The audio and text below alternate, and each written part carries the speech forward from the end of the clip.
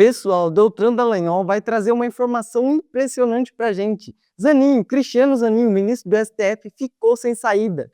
Mas antes de mostrar essa informação, quero que você deixe seu like, se inscreve no canal para mais atualizações da política no Brasil. Fique aí com a notícia e voltamos logo logo. O ministro Cristiano Zanin tem um problema gigantesco na sua frente para julgar Bolsonaro na ação penal da suposta trama golpista.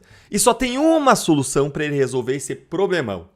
A Folha de São Paulo acabou de publicar, gente, uma matéria incendiária que coloca o ministro Cristiano Zanin nas cordas e expõe todos os problemas gigantescos que o Zanin vai ter na hora dele julgar Bolsonaro nesse ano pela trama do golpe.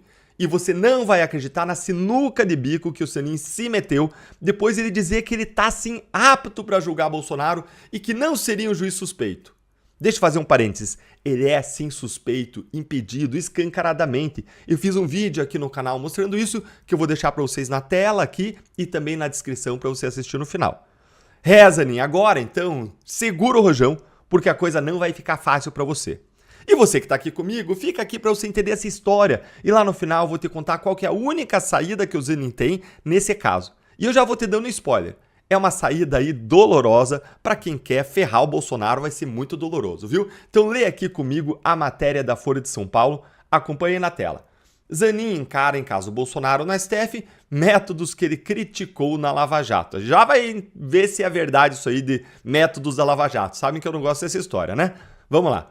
Atual presidente da primeira turma do STF, que vai analisar a denúncia e julgar o presidente Bolsonaro, o ministro Cristiano Zanin foi um crítico recorrente da pressa e das circunstâncias em que foram conduzidas as ações que condenaram o presidente Lula na Operação Lava Jato. Pressa? Já vou mostrar para vocês, mas vamos seguir aqui. No Supremo, a previsão também é de julgar Bolsonaro de forma acelerada, com conclusão ainda nesse ano, sob a justificativa de evitar uma possível contaminação do caso no ano das eleições presidenciais de 2026. Advogados de defesa já manifestaram a intenção de questionar prazos e os métodos adotados na tramitação do caso. Vamos colocar os pingos nos is. O julgamento de Bolsonaro no Supremo vai ser uma fonte eterna e inesgotável de constrangimentos para o Zanin, mas não por conta de métodos da Lava Jato, que agora estariam também sendo aplicados contra Bolsonaro. Não, gente. Não. É porque o que está acontecendo agora é muito, 1000 vezes pior. Não tem comparação alguma com o que aconteceu na Lava Jato. A gente tem aí todas as peças de defesa que o Zanin fez em relação ao Lula, quando ele era advogado, para provar isso. Quando o julgamento contra o Bolsonaro acontecer, a gente vai ter à nossa disposição literalmente milhares de peças de defesa e recursos do Zanin para comparar com o que está acontecendo agora. E a conclusão vai ser inequívoca, não vai ter dúvida sobre o que aconteceu. Os abusos contra o Bolsonaro, eles são reais. Não tem semelhança nenhuma com o que aconteceu na Lava Jato, porque lá na Lava Jato nós seguimos a lei. E aqui agora, Moraes está violando a lei para punir Bolsonaro, custe o que custar. Para começar, gente, na Lava Jato nunca houve essa ideia ou admissão pública de uma ideia de que, seja pelos procuradores, seja pelos juízes da operação, de que se queria condenar Lula antes das eleições. Nunca teve nada disso. Para não contaminar o processo eleitoral. Não, baboseira. Isso simplesmente jamais aconteceu, porque a gente não estava atuando nem pensando em condenar, mas sim pensando em dar um julgamento justo, e a gente não estava atuando pensando nas eleições, mas sim na aplicação da lei. Enquanto hoje os ministros do STF admitem claramente, livremente, que eles querem condenar Bolsonaro e querem fazer isso antes das eleições. Como eu já mostrei aqui no canal, também vou deixar o vídeo na tela, no fim, e também na descrição para você ver depois. E bora seguir aqui, gente. E eu já vou te mostrar que baboseirada é essa de que no caso Lava Jato você teria acelerado o caso Lula. Isso é mentira, já vou mostrar. Olha aí. Quando o julgamento do recurso de Lula no caso do Triplex foi marcado pelo TRF4, Zanin divulgou uma nota na qual fazia uma série de críticas e dizia esperar, em forma de provocação, que a explicação para essa tramitação recorde seja a facilidade de constatar a nulidade do processo e a inocência de Lula. Só que era simplesmente mentira, uma imensa mentira de que a tramitação do caso Lula ocorresse em tempo recorde. E vocês sabem que eu sempre gosto aqui de mostrar as provas para vocês, né? Então olha aqui comigo esse levantamento feito pelo Ministério Público Federal que demonstra claramente que o caso Lula demorou mais do que a média. Olha aí na tela. Vocês veem aí essas barras e cada barra corresponde ao tempo de duração de um processo na Lava Jato até a condenação. E os casos em amarelo correspondem às ações do Triplex e a ação do caso do sítio de Atibaia. A menor aqui é a do Triplex, a maior é do sítio de Atibaia. A primeira linha horizontal amarela, essa aqui que vocês estão vendo, está escrito aqui do lado aqui média, indicando a média de duração dos processos, o tempo médio de duração. E você vê claramente que não teve nada de tempo recorde no julgamento do Lula. Foi o contrário. Ambos os casos aqui duraram mais do que a média. Aliás, o caso do Cíntia durou bem mais, o dobro do que a média. Pois é, Zanin. E no caso Bolsonaro?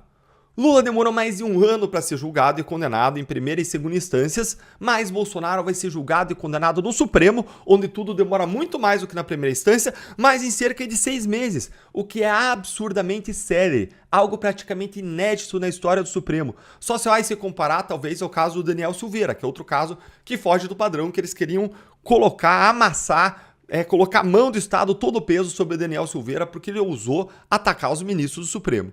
O julgamento do mensalão, gente, durou mais de 7 anos para acontecer e ser finalizado. Como que você vai explicar isso, ministro Zanin? Se você também, que está aqui, concorda comigo que Zanin está nas cordas com essa situação, vamos curtindo o vídeo, curta aí para mais gente saber disso, para você receber mais informações desse tipo e vamos aqui para o próximo problema que o Zanin vai enfrentar. Acompanha aí. Mesmo antes de os processos de Lula chegarem ao tribunal, Zanin já contestava os métodos da força-tarefa do Ministério Público Federal e de magistrados.